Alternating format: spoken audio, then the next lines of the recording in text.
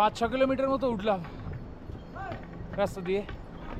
তো আমার যেটা মনে হলো যে যেখানে শুধু ঘোড়া চলার জায়গা সেখানে কিছু মানুষকে চলার জন্য ব্যবস্থা করে দিয়েছে, কিন্তু আসল চলার জায়গা ঘোড়াদেরই।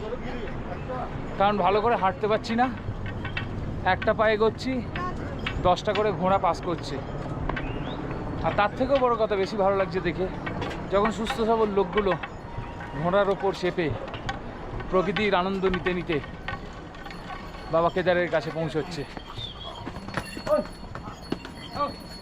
দেখে ভাই তাদের মুখে সেই আনন্দ আলাদাই ভালো লাগছে। কি সুন্দর সুস্থ সবল লোকজন ঘোড়ার পিঠে চলে তাদের কষ্ট দিতে দিতে চলেছে। হাঁটার জায়গা নেই ভাই, চারিদিকে গুয়ে ভর্তি। আর কোনো পারফিউম তো লাগবেই না, আসছে 1 সপ্তাহ এই ঘোড়ার পটির গন্ধ গা থেকে যাচ্ছে না, ওটা লেগেই থাকবে। এই যে দেখো অবস্থা, দেখো